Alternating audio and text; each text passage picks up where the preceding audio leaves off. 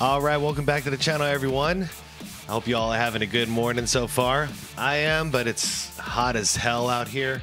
It's actually humid too, so it's beyond the hundreds and it's humid. I'm not a fan of this right now. It's sticky as hell. But I got an air conditioning. I got a ceiling fan. It's the best I can do. Anyways, I've gotten a request for this about maybe 20, 30 times now. No joke. So it's about time that I cover this one. And this is a big dog. This is from DANGERProductions. It's called Jordan versus LeBron, the best GOAT comparison. And everyone is telling me like this is the best video for the Jordan versus LeBron debate, which at this point I don't really think is a debate anymore, but you know, people think it is. So, you know, I guess let's still do it. It's from 4 years ago. So does that mean it's going to not cover LeBron's 2020 championship? I'm not sure. I guess we'll find out together. I don't think it matters because the bubble ring that didn't change anything, in my opinion. Is, you know, it made him go from 3 to 4 championships, and it's still not 6. And he's still not the player MJ is. Anyways, I don't want to talk too long. This is a long video, so let's get right into it. As usual, I'm going to link the original video down below in the description. If you want to watch it without my commentary, go right ahead. And everybody else, please leave this video a like, because whatever the outcome is, whatever the truth is, let's push it out to the masses, all right? Here we go.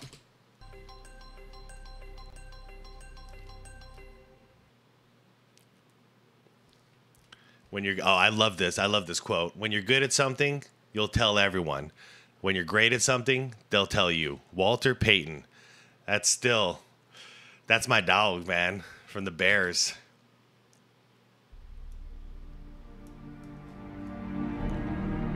All right, here we go.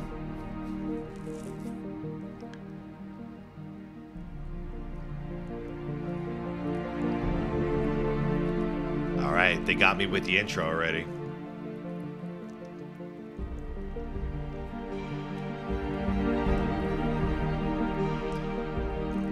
Nice try, Mark Jackson.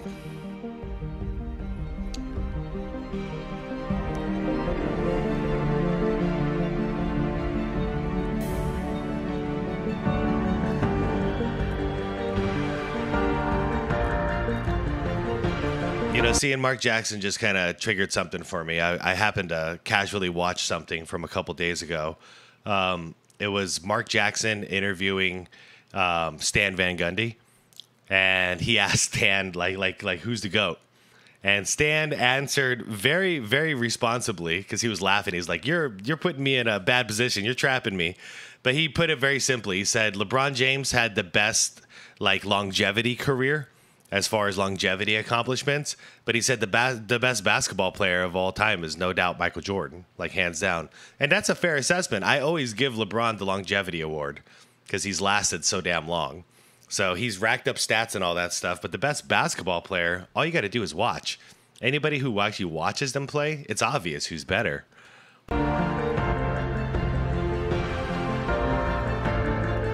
I'm sorry, not Stan Van Gundy, Jeff Van Gundy.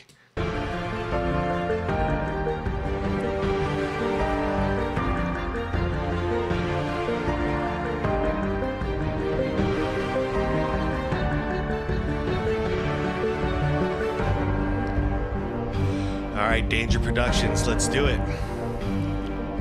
The definitive GOAT analysis. Jordan versus LeBron. LeBron versus Jordan. It's a debate that has captured the public's attention for the last several years. Yeah. Especially after this moment in 2016, when LeBron James beat the Golden State Warriors to win the 3rd championship of his career. In LeBron's own words, that one right there made me the greatest player of all time. Oh, man. That's what I felt. I was like, that one right there made you the greatest player of all time. Oh, he did the lying thing again. A comment pointed that out to me, and it's so true. Look, he's going to look down to the left while he makes that lying statement. Watch this. Watch. That one right there made you the greatest player of all time. But did it? When you're pondering something, this psychology stuff, when you're pondering something, you look up to the left.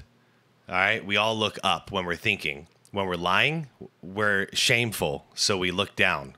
So he looks down to the left. Can't make this stuff up. Is everything since that moment simply icing on LeBron's cake? Or is LeBron destined to finish his career in Michael Jordan's shadow? We've all heard the arguments from LeBron supporters.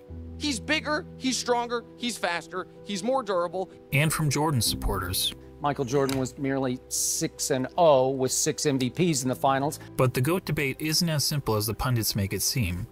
There are a number of factors relevant in determining the greatest basketball player of all time. In fact, I would say there are 5 things that really matter when determining the GOAT of any sport. These criteria are, in no particular order, accomplishments, longevity, winning, statistics, and what we'll refer to in this video as the eye test. The eye test is huge. I would like to add willpower to that. Just having completed watching The Last Dance again, last night, in fact. Yeah, willpower is something when we're talking about the GOAT. But the eye test will do. And to be the GOAT, you don't need to be the best in any specific category, but you need to be pretty good across the board. Yep. So simply winning 7 championships, like Robert Horry did, isn't enough to get you into the conversation. When we're finished with this video, it'll be plainly obvious that one guy comes out on top. But before we get started, I want to clarify that this is not a comparison of legacies. It's about who was the better basketball player. That's what, yeah. If we were talking about legacies, Jordan's is nearly untouchable. Not only did he lead basketball to global popularity, he helped transform Nike into an empire, changed the way players played and how they dressed, and he even made it cool for guys to be bald. And while those things certainly contribute to MJ's iconic status, he also made the game global. David Stern credits him solely for it after what happened in Barcelona in '92. The NBA went from an 80, I think it was an 82 country league to over 200, like in an instance, because the Michael Jordan craze hit hard across the world. They don't make him a better player on the court. So let's evaluate the criteria that matter. Yeah. And we'll start with individual accomplishments. Take a look. Jordan had more regular season MVPs, twice as many finals MVPs, 9 more scoring titles, and several more selections to the NBA's all-defensive team, including once being named Defensive Player of the Year. LeBron has more All-Star appearances, but that's largely due to his having played more seasons. In fact, when taking into account retirements and major injuries, Jordan essentially played 13 seasons compared to 17 seasons for LeBron, making Jordan's significant lead in accomplishments all the more impressive. Yep. And that's to say nothing of MJ's brilliant college career, which saw him twice named All-American and once awarded College Player of the Year, at a time when the country's best players actually went to college. I know, yeah, it is. I mean, that little grid that they had there, that stack up was, I mean, that already should answer the question. But then you want to add on NCAA champion and then 2-time Olympic gold medalist for MJ. He never once lost in a championship situation. If he got to the top of the mountain, he won every single time. You can say he's 9 for 9. So regardless of whether you're a LeBron fan or MJ fan, you have to give the accomplishments checkmark to Jordan. Yeah, easy one. The second criteria in our GOAT analysis is longevity. Oh yeah, LeBron all the and way. This one is also a no-brainer, but this time in favor of LeBron. Not only has LeBron played more seasons in the league, but he's had a longer peak than Jordan. Jordan's peak lasted about 10 years, whereas LeBron's peak has lasted 16 years and is still going. And he's been incredibly durable during that time, missing significant time to injury only in 2019. That said, the claim that LeBron has been much more durable than Michael has been a bit overblown. Consider that Jordan played in at least 80 regular season games 11 times in his career, including all 82 games an incredible 9 times. Compare that to LeBron, who played in at least 80 regular season games just twice, and in all 82 games just once. So both LeBron and Jordan get high marks for their durability. But durability aside, the bottom line is that LeBron has sustained his level of excellence for a much longer period of time than Jordan. Yeah, if it was, the topic was durability, then we'd have an argument, but longevity, it goes to LeBron all the way.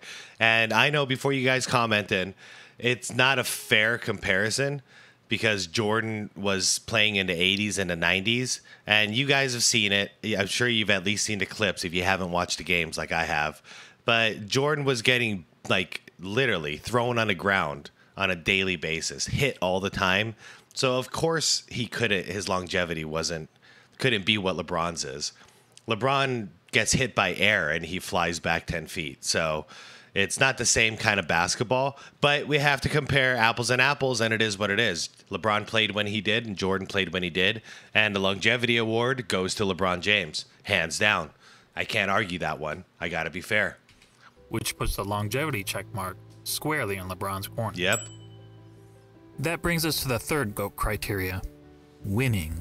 Oh, yeah, MJ all As day. we all know, Jordan won 6 championships. LeBron has won 3. Okay. Jordan is 6-0 3. in the NBA Finals. LeBron is 3-6. Yes, LeBron has made the finals 9 times compared to only 6 times for Jordan, but let's not pretend that making the finals is the same thing, or even close to the same thing, as winning a title. Nope. Take a prime example from another sport, the Buffalo Bills. Oh, They're the no. only team in NFL history to appear in 4 consecutive Super Bowls. But is there a single player or fan of that team that wouldn't trade all 4 of those appearances for just 1 Super Bowl win? Yep. I actually make this argument with my friends who understand football all the time, because the Bills were my favorite team when I was a kid. I was a Bills and a Giants fan, but I loved Thurman Thomas, Jim Kelly, like these guys. These were my boys, and I had to live through this, watching it 4 years of making it to the Super Bowl just to lose it. We walked away with nothing. We walked away with nothing. No respect, anything. So it blows my mind that LeBron making it to the finals is something that we celebrate. Y'all remember 1992 Barcelona? Does anybody celebrate Croatia for losing to the USA in the gold medal game? No. We don't celebrate second place. That's not how sports goes. We celebrate the winner. Frankly, talk to any fan whose team lost the season's final game and ask them how they felt afterward. I just told you, yeah. Almost universally, their feelings are of sadness, anger, and disappointment. And we wish we didn't even make it that far at that point. Like, I did the same thing as a Suns fan. I've lived through 2 NBA finals as a Suns fan, one in 93 and the last one was in 2021. I'd rather not even make it, man, because it hurts. It hurts to get to the top and then lose. Just the fans. For players, those feelings are only magnified. Oh, I bet. Listen to Charles Barkley talk about losing in the NBA Finals. Oh, speaking of devil, man. And I was just in shock when it was over because I had to. I was frustrated because I couldn't wheel my team past Michael and the Bulls. And first of all, I don't think I've ever gotten over it, number one. Mm-hmm. But that was traumatic, and it's painful. So we can all stop with this false equivalence between winning the championship and finishing runner-up. Okay, by the way, I'm starting to realize why all the comments were telling me to watch this, because I'm starting to see I'm very eye to eye with this line of thinking, because yeah, when it comes to the Bills and the Suns, like both of these examples, I've literally lived this life. In the words of Herm Edwards, you play to win the game. Yep. Hello? You play to win the game. Yep. Now back to Jordan and LeBron. As mentioned, on basketball's biggest stage, the NBA Finals, Jordan was 6-0. LeBron was 3-6. 4-6, and frankly, but still. that doesn't even show how lopsided their records really are. In terms of individual finals games, Jordan was 24-11. LeBron is 18-31. Wow. And that's because in 4 of his 6 finals losses, LeBron's team hasn't even been competitive. Twice he got swept, and 2 other times he lost 4 games to 1. Mm-hmm. That includes being on the wrong side of the 2 most lopsided finals by margin of loss in NBA history. It's because they had no business being in the finals. It was such a trash Eastern Conference back then, and he stacked the deck by taking some of the best players in the East and putting them on his team as well. So the East became even weaker than when he was with Cleveland. So at that point, making the finals was a gimme. You know he's going to make the finals. But what happens when he meets a real team from the West? He got his ass whooped. Of course, LeBron fans will tell you that the only reason for LeBron's poor finals record is that his competition was so tough. Ironically, some of these same fans criticized Jordan for losing early in his career to a Celtics team stacked with 5 Hall of Famers, and they conveniently gloss over the fact that LeBron reached the finals so many times in part because the competition in his own conference was so weak. Yep. During the vast majority of his career, LeBron played in what many dubbed the Leastern Conference because the East was so much weaker than the West. On the other hand, during Jordan's playing days, the East was generally considered the stronger conference, as Jordan had to battle through hard-fought rivalries against the Bad Boy Pistons, who just won back-to-back championships, by the way. So it was the East. It was the way that the West was in the 2010s. Like, that was what the East was in the 90s. Completely dominant. Patrick Ewing's Knicks, the Shaq Penny-led Magic, and Reggie Miller's Pacers. That said, if you want to blame... you got to throw in the Cleveland Cavaliers, too. I know people might laugh at that, but if you know, you know. The Cavs were freaking awesome, and the only reason they didn't get to the finals or win a championship was because of Jordan himself. LeBron's failure in the finals on the level of his competition, I won't argue with you. But let's also not blow it out of proportion. If you look at the average number of wins of their finals opponents, you'll see that LeBron's finals opponents averaged 60.8 wins per season, whereas Jordan's finals opponents averaged 61.2 wins per season. So as it turns out, both players faced stiff competition in the finals. But a big reason we don't hold the 93 Suns, the 96 Sonics, or the 98 Jazz in the same regard as some of LeBron's finals opponents is because, unlike LeBron's adversaries, Jordan's opponents never actually won the Larry O'Brien Trophy. Yeah. Which goes to my original point, that the difference between winning the title and finishing runner-up is huge. And the reason those teams never won the title? Michael Jordan. This guy. Yeah. Once again, just rewatching The Last Dance. And the last episode was covering that 98 finals. That's one of the best teams I've ever seen. It all came back to me. That Utah Jazz team came back even better than they were in 97. And I would leave the Sonics off of there as far as like it, you know, not the top two. The second hardest one had to be the Phoenix Suns. That's also one of the greatest teams I've ever seen. And I got to watch every single game here in 92, 93. So, yeah, they were no joke. The reason that they're not remembered is because Jordan beat them. The reason that you can't say, oh, yeah, well, they won championships, so that's why LeBron couldn't, you know, it's okay that LeBron lost. No, the reason that these guys never won championships was because of Michael Jordan. There's no reason to disrespect these teams. They were amazing teams stacked with amazing Hall of Fame players, but just Jordan was that great. Look, I'm not trying to say that Jordan's opponents were as good as the Warriors teams that LeBron faced 4 times in the finals. The truth is that Jordan never played a juggernaut quite like that. But there's a pretty good reason for that. Jordan's Bulls were the juggernaut. They were the team winning 70-plus games. They were the team with the target on their back every year. And as the Warriors showed us, that's not an easy place to be. As great as the Warriors were, they were never able to string together 3 consecutive championships. Yeah. Jordan's Bulls did it twice. Repeat. So what's the greater achievement? Beating the juggernaut or being the juggernaut? Or to be more specific, beating the juggernaut 1 time out of the 4 times you faced them?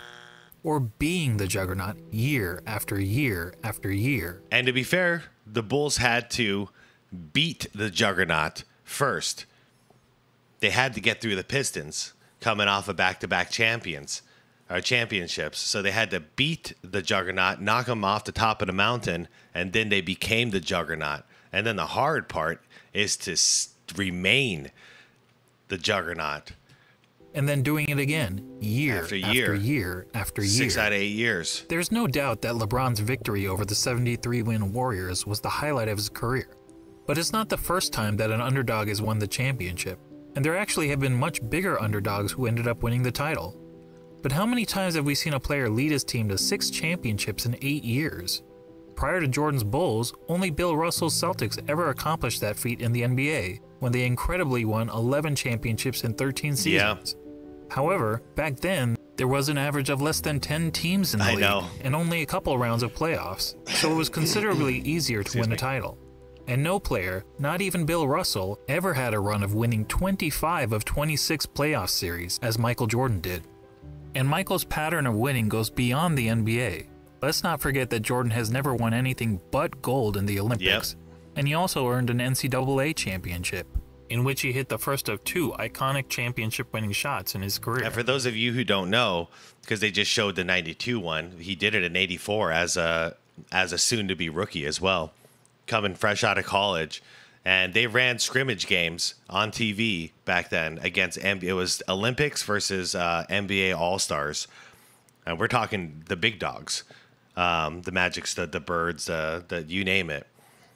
And Jordan was whooping their ass. It's amazing to see. I went back and watched it. The footage is so grainy though, so it's hard to watch. But man, MJ went in with something to prove. But yeah, to my point, he did it as a rookie too. So back-to-back golds, one in 84, one in 92, NCAA championship, 6-time All that is to say, NBA. when it Man, comes it's to winning, crazy. the checkmark clearly goes to Jordan. Easy win. On to the 4th GOAT criteria, statistics. This one is a bit more complicated. I mean, how do you statistically evaluate 2 players who played in different eras under different rules at different positions? I think all you can do is averages. One way of doing it is to simply look at the 8 traditional statistics of basketball. Points, assists, rebounds, steals, blocks, field goal percentage, free throw percentage, and turnovers. And we'll focus on per game stats rather than cumulative stats. Good, yeah. It's still going to be stacked in LeBron's favor because of the change of play style in this era. But at least, yeah, averages is the way to go. It's the most fair way to go. His cumulative stats, such as total career points and total career assists, really speak to longevity, then Karl Malone which is is one of the already its greatest. own category of the GOAT analysis. Per game stats, on the other hand, is more of an apples-to-apples comparison.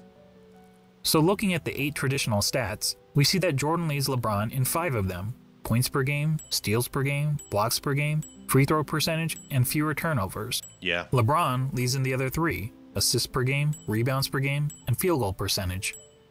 But that's a pretty simplistic way of looking at statistics. What if we instead turn to analytics?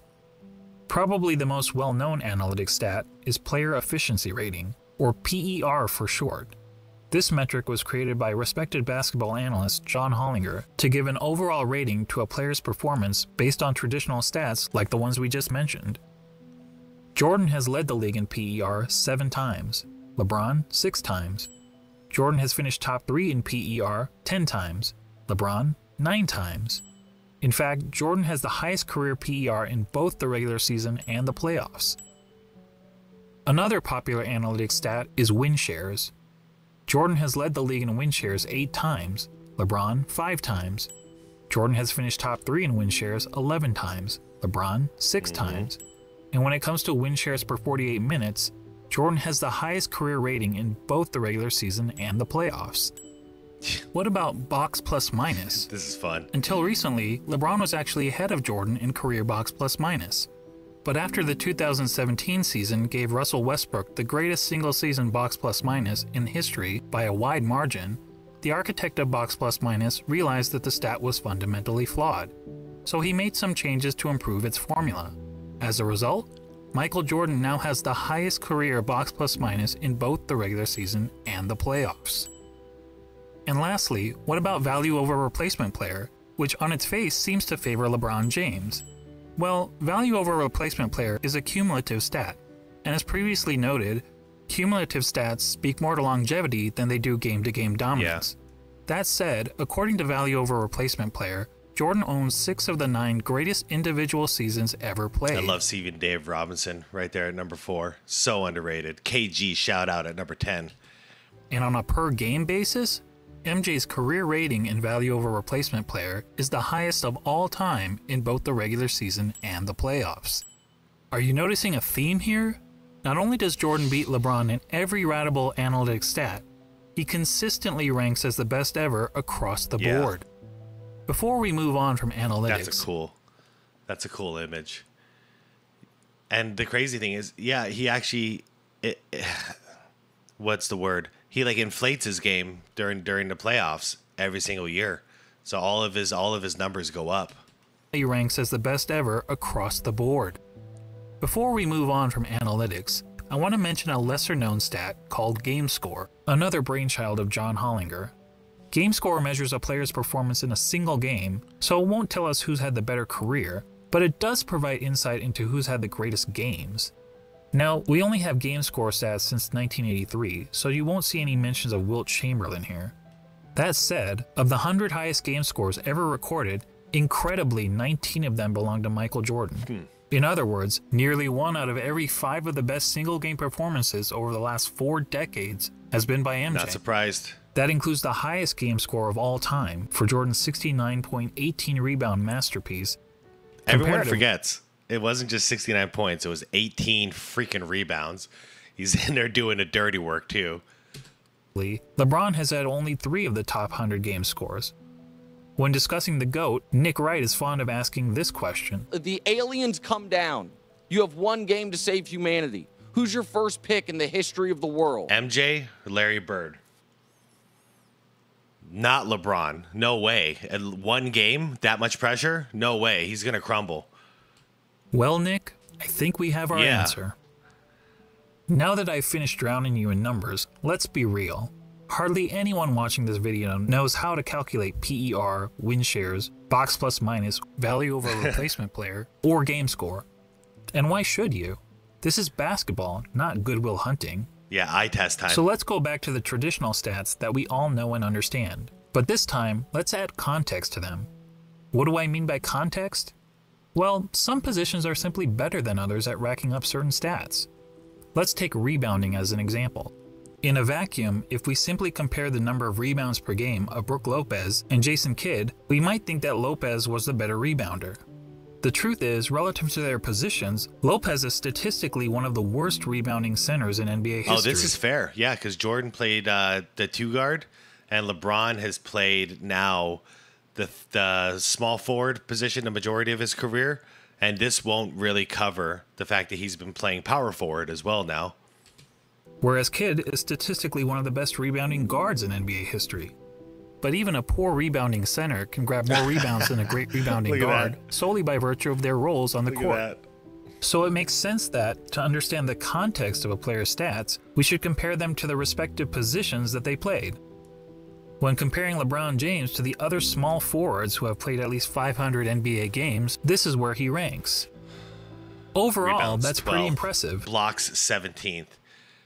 Steals 9th. Yeah, that's why I have such a gripe with people claiming that he's such a good defender. He's really not. He's really not. Assist number 1 is cool.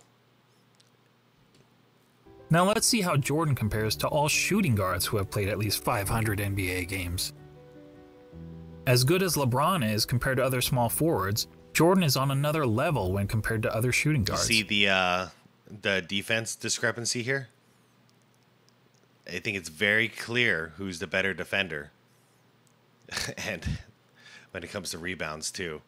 Assist, of course, because MJ was putting up so many points because he had to. He's darn near the top of every major statistical category, and there isn't a single category where LeBron is better than MJ relative to his position, other than assists. So to sum up statistics, whether comparing traditional stats or analytics, and especially when judging these players in the context of the positions they played, Jordan has a noticeable edge over LeBron. As such, we have to give the check mark to Jordan. And that takes us to the last category in our GOAT analysis. The eye this test. one's so obvious. And to be clear, by eye test, I don't mean which of these players is bigger, faster, or jumps higher. None of that is relevant unless we're having a track and field competition. Yeah. And frankly, if physical measurables mattered, then George Murasan would be in the GOAT conversation. George! No, what I mean by the eye test is, if you sat an average basketball fan in front of a TV to watch a player in action, what would he notice that the player is and is not great at? Thankfully, I happen to be an average basketball fan, and I've had the privilege of watching both LeBron and Jordan during their playing days. Yeah, So me too. unlike a lot of my fellow YouTubers, I haven't merely relied on highlight videos. Here's what my eyes told me when I saw Michael Jordan play, particularly during his playing days with the Chicago Bulls. He was the best offensive player in the game, he was arguably the best defensive player in the game, he had the best mid-range game, he was the best finisher at the rim, he had the best post-up game, which is incredible considering most players who dominated the post were big men. He was widely considered the most clutch player in the game. He was regarded by opponents as the fiercest competitor on the court. He was regarded by teammates as the hardest worker in practice. And when all was said and done, amongst the other stars of his generation, he was the greatest winner. Now, when you're playing against the elite athletes of the world, to be the best at any one of those things is pretty remarkable. But to be the best at all of them? I tell you, it's impossible, but for the fact that we saw Michael Jordan do it. And when it comes to the GOAT debate, that's the biggest hurdle facing LeBron. He's basically being compared to a guy who was great at everything and practically had no weaknesses. You know what? As I've grown older, I've realized how unfair it is. Because us who grew up watching Michael Jordan, we are spoiled. We are so spoiled to get to watch this man's career. Because a player doesn't exist like this. That's literally the best at everything. And has the craziest willpower that we've ever seen. Will not lose. Refuses to lose. Does not accept failure. Like, once we've seen somebody like this, nobody else could stack up. So it's really not fair because these modern players, it's not that they're really that bad. They're not. They're good basketball players. But we have these expectations now.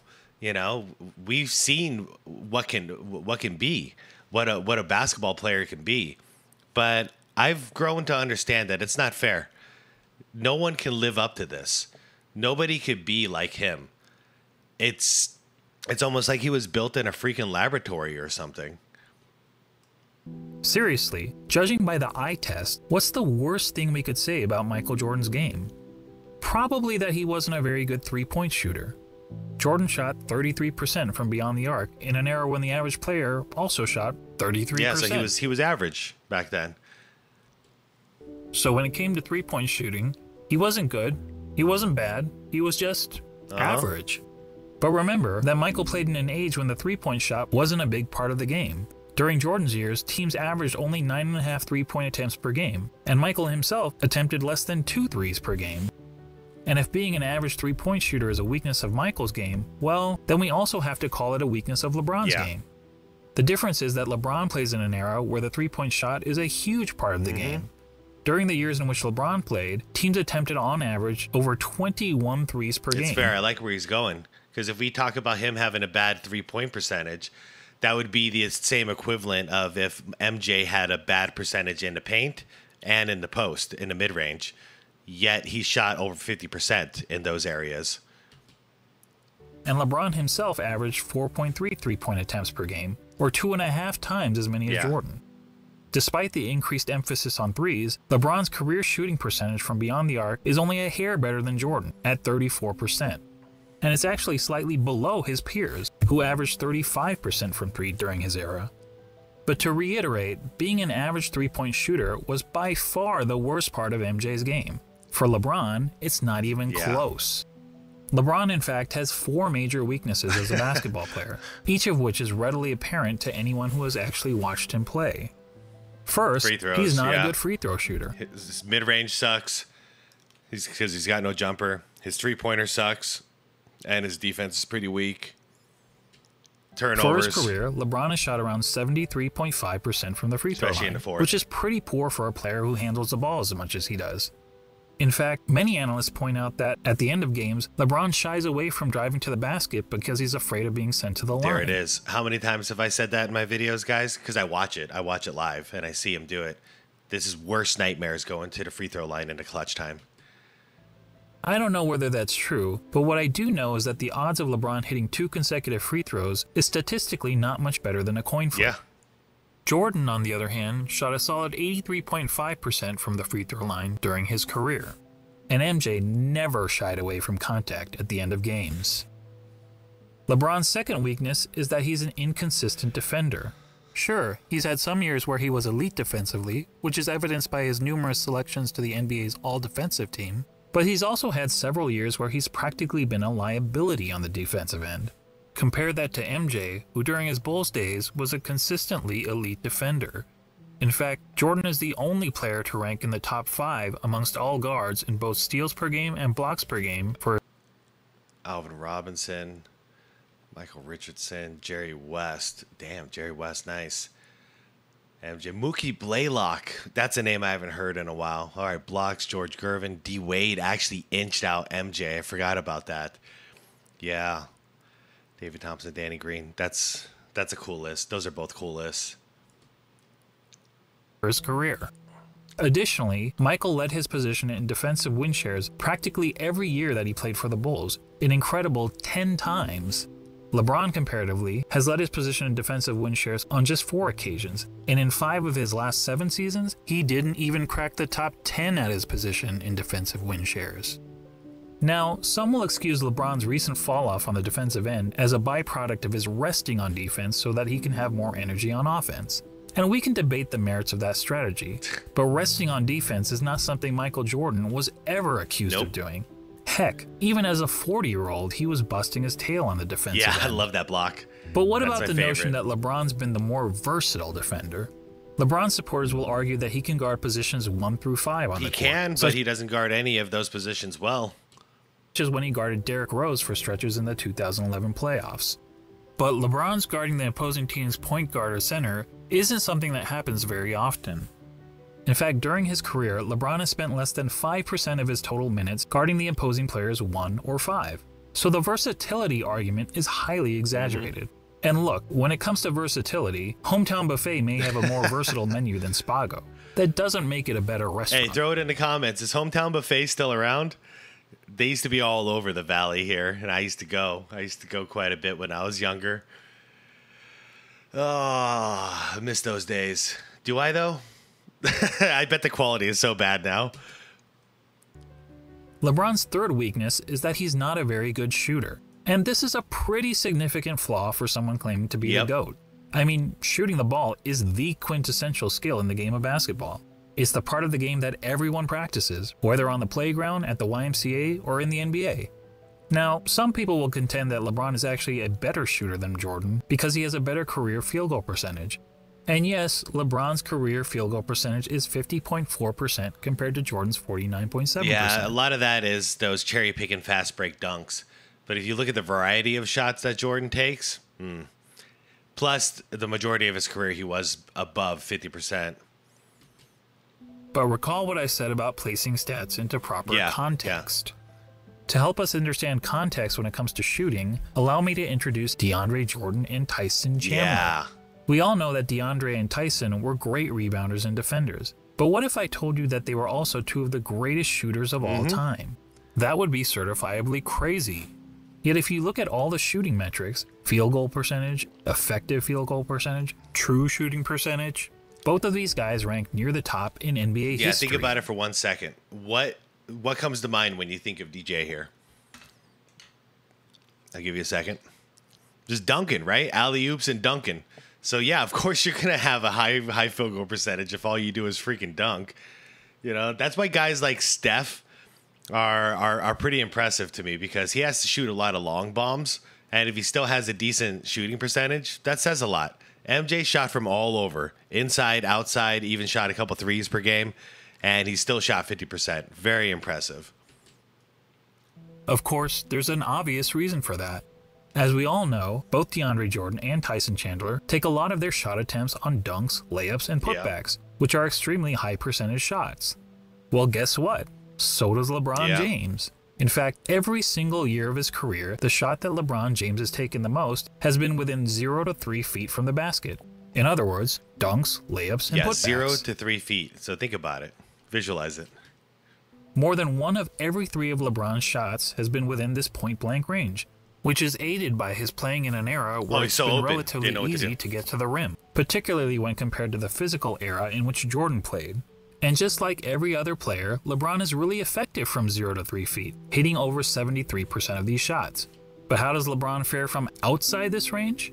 According to basketballreference.com, LeBron's shooting percentage from outside 3 feet is 37.5%. Ooh, that's abysmal. That's abysmal. It's even poorer in the playoffs where he shoots 35.9%. And it gets even worse in close and late situations. In the last 2 minutes of games where the score is within 5 points, 29. LeBron hits only 31.7% of his jumpers. That's embarrassing. By the way, this just goes to show This is, you know, when I call LeBron a choker, this is why. Because when there's more pressure, the more pressure that's going on, the more likely he is to choke and to fail. And that's what makes a choker. A clutch player is somebody who would take this number, but when it's a high pressure situation like this, the number actually goes up. So that should have been like 45%. Then we'd be like, ooh, LeBron played clutch. But no, it drops significantly when when everything is on the line. And I'm talking about players like Bird and Jordan and Reggie Miller and guys like that would step up in those moments where everything is on the line, and they're more likely to succeed. That's a winner's thing. Look, it doesn't take a rocket scientist to know that these numbers aren't very good, which is probably why in the 2013 finals, the Spurs' defensive strategy against the Heat was to basically dare LeBron James to shoot. Yeah, the Boston Celtics did it to him in 2007, 2008. I can't remember the year now, too. Same strategy. Keep him out of the paint, force him to take jumpers. And then he couldn't. He couldn't do it at all. That's where I started seeing the crab dribble for the first time, because he didn't know what to do out there. He couldn't get into the paint. And keep in mind, this was against LeBron in his prime. Can you imagine an opposing coach using a similar strategy against MJ? He'd have a field day. Now, LeBron actually credits the Spurs for forcing him to work on his jump shot, but it's not as if his results have gotten much better since then. Here's LeBron's shooting percentage from outside 3 feet over the last 6 years. Yikes. Yeah. Well, I'll give him this. He is consistent. Damn. For comparison, consider that in the last year of Michael Jordan's career, as an aging player on the Washington Wizards, Jordan shot close to 42% from outside 3 feet. With a busted rib and a surgically repaired knee. While that's certainly not great, it means that even as a 40-year-old shell of his former self, Jordan was still a better shooter, a far better shooter than LeBron James. Unfortunately, Basketball Reference doesn't have advanced shooting metrics from Michael's Bulls days, when he was a significantly more efficient scorer, but few would argue that Michael was anything but a lethal jump shooter when he was wearing red and black. When it comes to shooting, all of us can recall practicing shots on the blacktop, counting down 3, 2, 1, before launching a shot at the rim. Well, if you were pretending to be LeBron James, you'd brick almost 2/3 of the time. Actually, that's not entirely true. If you were playing against a countdown, it would be much worse. Oh, man, yeah. There's a reason. My generation, that's what we did. We were like, Jordan, you know. But the next generation, it became Kobe, you know, because Kobe was the next awesome clutch performer after MJ. It was never LeBron. When LeBron was a rookie, his first 2 seasons, I would watch him collapse in fourth quarters, but I'd say, okay, dude, you know, I like this kid, and he just came out of high school. He's young. He's nervous. He's going to figure this out. And then year 3 and year 4 and year 5 happened. And then he ran away from his problems and went to Miami, and it was still happening. And now we're 21 years in, and it's still happening. There's no excuse anymore. He's an old man like me. You know, he never overcame that anxiety and that fear. He's got the Ben Simmons syndrome. And that gets me to the last major weakness of LeBron's game, his performance, or more accurately, lack of performance, in the clutch.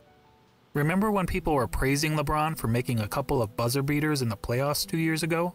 They used these stats to claim that LeBron was better in the clutch than Jordan. Oh boy, I remember this argument. It was freaking clutch sports, man.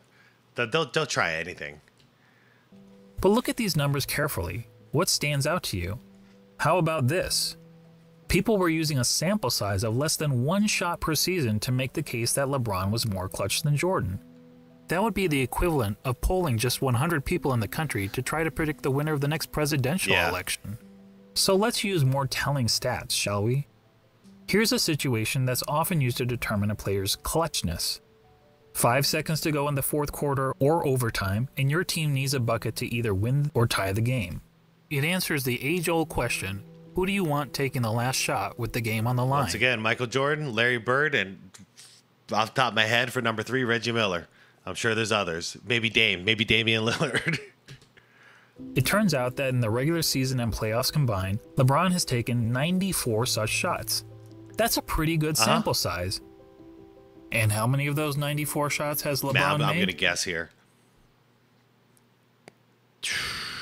12. 19. Okay. For a shooting percentage of 20%. 20%. One out of 5. 20%. Guys, that's not bad in the clutch. That's atrocious. I'd rather give the ball to Dennis Rodman. just chuck one. He had a better shooting percentage than that. Michael Jordan in the same situation shot roughly 50%. Yes, that's right. Jordan's performance under pressure was the same as it was throughout the rest of the game. Yeah, he had no fear. And that, my friends, is the definition of clutch. So there you go. When it comes to the eye test, our eyes tell us that one player, Michael Jordan, is great at everything and has practically no weaknesses. And the other player, LeBron James, while also having a ton of strengths, has several obvious flaws to his game. And when all is said and done, after analyzing the 5 key factors of being the GOAT, Jordan gets 4 check marks to LeBron's 1, making this GOAT debate, well, not much of a debate at all. I told you guys in the beginning of the video, I didn't know what angle this video was going to go at, but to me, this debate has not been a debate. It's not. It shouldn't exist. It's fabricated. This is a fake debate created by Clutch Sports. It's not even close. It's embarrassing at this point. Why can't we just say LeBron is one of the greatest players of all time, and him be satisfied with that? I'd be satisfied with that. Hell, man, I wish I was a billionaire and I was known as one of the greatest players of all time. Hell yeah. You see D Wade talk about how grateful he is that he's in a conversation of one of the greatest shooting guards of all time. You know, he's a humble man. I like that about him. But LeBron, no, it's not good enough. He's got to be number 1. And it's just embarrassing because he's chasing the impossible. He cannot beat him. It's not going to happen. It's already way too late. You can't go back in time. He'd have to redo his whole career. It's too late. It's time to give it up, man. Now, don't get me wrong. I'm not saying that LeBron James is a bad player. He's not. He's a phenomenal player. Personally, I have him on basketball's Mount Rushmore, along with Jordan, Kareem, Wilt Chamberlain, and Bill Russell. He's just not Michael Jordan. And just to underscore how good MJ was, let's ignore LeBron and Jordan for a minute and focus on the other 3 players highlighted here, Kareem, Wilt, and Bill Russell. Big men. Most would agree that these are the 3 greatest centers in NBA history, and each of them has a strong case to justify his standing among basketball royalty. Wilt is an all-time great because he was an offensive force of nature, and he holds a ton of NBA records. Russell is in the conversation because he was a dominant defender and a perennial champion. Kareem also led his team to numerous titles, and in terms of individual awards and accolades, was the most decorated of the 3. Not to mention, he had the NBA's most unguardable shot. Now imagine a center that had all the best qualities from these 3 titans. A player like that would be the basketball equivalent of Thanos. Now add to that player the highest level of intangible attributes, such as a tireless work ethic, unmatched killer instinct, and an ability to deliver in the clutch. And now you'd essentially be looking at Thanos with all of the Infinity Stones, and no one would question whether this player was the greatest of all time. But the truth is, we don't have to imagine such a player. That player already existed. He just happened to be a shooting guard, not a center. When you think about it, Michael Jordan is the real-life version of an overpowered video game character. He is. He had all the qualities we look for in a superstar athlete, and he had it in spades. He's basically Babe Ruth, if Babe Ruth played defense like Willie Mays. And that's why, even in comparison to the other all-time greats, he is truly in a class of his own. Simply put, he is the GOAT, man.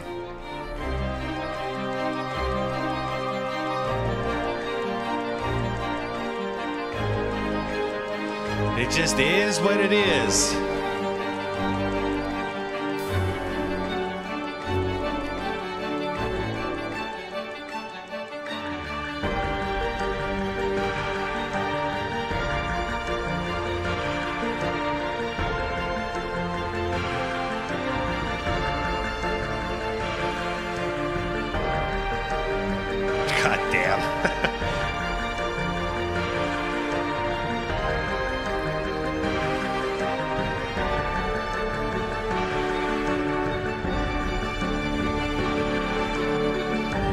Bang.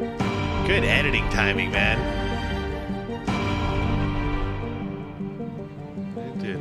Bang. That was great editing. The GOAT. Man. Thanks for watching. My pleasure. This was my first video, but if you want me to make more content like this, please subscribe to my channel. Also, if you like what you saw, please click the like button below and share this video with your friends. And leave a comment to give your thoughts on the GOAT debate. All right, well, I'm going to share this video with, I don't know how many subscribers I have anymore. More than a few friends. I'm going to share this with a lot of friends, Danger Productions. That was a fantastic video. I can't believe that was his first video. I don't know about you guys, but I just subbed to the channel because I definitely want to check it out. And 4.7 million views. Wow, could you imagine making your very first video and you get 4.7 million views? Well deserved. Well deserved. Great video. Guys, I'm sorry it took so long for me to react to this one. I know you guys have been asking me to do it. I gotta tell you the truth. Like I said in the beginning of the video, it's not a debate in my mind. So, like, I know this is, like, we have to defend this because the whole clutch, the whole clutch sports thing with them constantly attacking the Jordan camp. But to me, it's like, it's so obvious what the answer is. And it's so obvious that Jordan's the GOAT. And LeBron has not surpassed it. In fact, there are people in his way that are better than LeBron. So he's not even number 2 in my mind.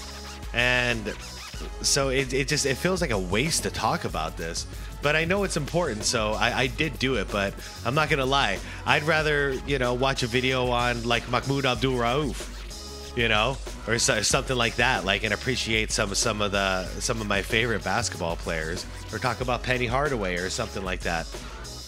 But I do understand that this is important, so I will check this kind of stuff out once in a while, because yeah, these things do need to be seen. And all LeBron fans can do is just try to ignore this. If they don't know by now that Jordan's the GOAT, it's because they don't want to know. And to be fair, there are quite a few LeBron fans that will admit, like, yeah, I know Jordan's the GOAT, but I really like LeBron. I respect the hell out of those people, and we have nothing to argue about, you know? And at that point, I'll be like, yeah, LeBron's had a hell of a career, man. One of the greatest of all time, but MJ's my guy. And, you know, we'll have a fucking beer together afterwards and have a good old time.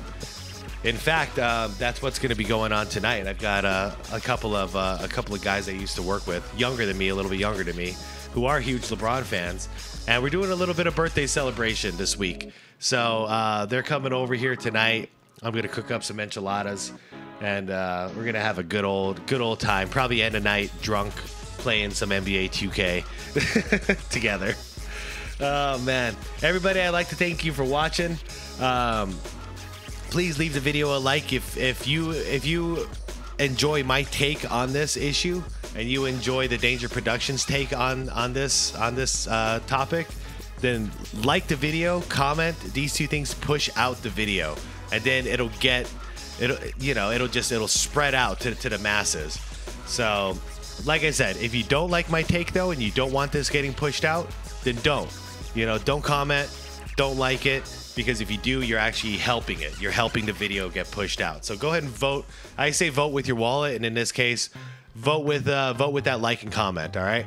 But I'd love it if you guys would comment down below. We have a conversation about it, as always. I am not going to do an After Dark video tonight. I'm pretty sure, unless it's like an early one, because like I said, I am celebrating for my birthday tonight. So I have some stuff to prepare. I have some cooking and some cleaning and stuff to do in the house before I have my friends over. So I don't know if I'm going to do an After Dark. If I don't, forgive me. I'll see you tomorrow morning. As usual, subscribe to the channel if you want more. And yeah, thanks for watching, everybody. Peace out. Have a wonderful day. Be good to your peoples, all right?